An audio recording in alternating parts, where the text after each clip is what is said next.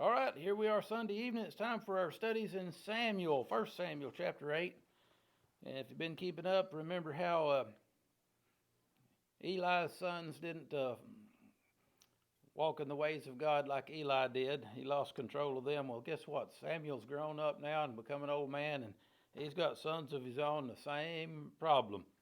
So it came to pass when Samuel was old, he made his sons judges over Israel. Now, the name of his firstborn was Joel, not to be confused with the prophet that wrote the book over here. And the name of his second was Abihai, and they were judges in Beersheba. And his sons walked not in his ways, but they turned aside after lucre, or a dishonest gain. They were greedy. They were trying to see what they could get out of it. They took bribes. And they perverted judgment. When the court can be bought, you're in trouble. Then all the elders of Israel, they gathered themselves together and came to Samuel unto Ramah and said unto him, verse 5, Behold, you're old, and thy sons walk not in thy ways. Make us a king to judge us like all the nations. They said, we've noticed all these other countries around here, they've got a king over them. Said, we want to be like them. And God's people are not supposed to be like the world, but I guess the corruption in the courts with with Samuel's sons have kind of driven them that way. So let's try to be like these other nations. Give us a king. And God didn't intend for it to be that way. God wanted to be their king, but when humans rebel against God and don't keep God's rules, then they end up with earthly leaders and earthly rules to try to control them here. Jails and courts. But the thing displeased Samuel, verse 6, when they said, Give us a king to judge us. And Samuel prayed to the Lord. And the Lord said to Samuel, Hearken to the voice of the people. Go ahead and listen to them. Listen to the voice of the people in all that they say unto thee. For they haven't rejected thee, they've rejected me, that I should not reign over them. That's the real problem. God says they don't want me reigning over them.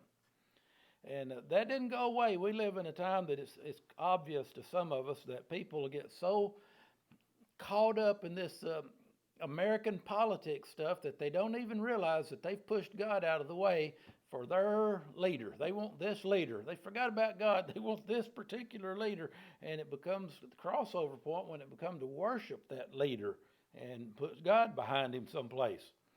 According to all the works which they've done since the day I brought them out of Egypt, even to this day, wherewith they've forsaken me and served other gods, so do they also unto thee. God said they've forgotten about what I've done since the day that I saved them, even up to this day. Said they've forsaken me, and Samuel, they've forsaken you too. Now therefore, hearken to their voice, listen to them. Howbeit, God says, now this is grace. Says, now you protest to them. Tell them that ain't right. But they won't listen to you. But you go ahead, protest solemnly unto them and show them the manner of the king that'll reign over them. Show them what it's going to be like, Samuel. They'll still make the wrong choice, but at least we've warned them. And Samuel told all the words of the Lord unto the people that asked him of a king. He tried to tell them this ain't a good thing. Verse 11, he said, Samuel's got all his ducks in a row. So now, if you're going to be like the other nations and you want a king over you, said, here's what you better understand. I'm going to tell you up front. This will be the manner of the king that shall reign over you. He'll take your sons and appoint them to himself. He's going to draft your boys, and they're going to go off and fight his wars for him. He'll appoint them for himself, for his chariots, his horsemen, and run before his chariots. Now, they already had to go fight wars when God was leading them these same things, right? But his is in that verse 3 times. And God said, these ain't all my wars. Some of them's his wars. Your leader. And he'll appoint him captains over thousands and captains over 50s. And he'll set them to ear his ground. They'll be out there plowing his ground and raising ears. And they're going to be working for him instead of just working for themselves. And they'll be making his instruments of war. They'll be working in building these war weapons and instruments of his chariots. And they won't just be working for themselves anymore. Now they're going to be working, part of their time is going to be working for the government if they get somebody like this over them.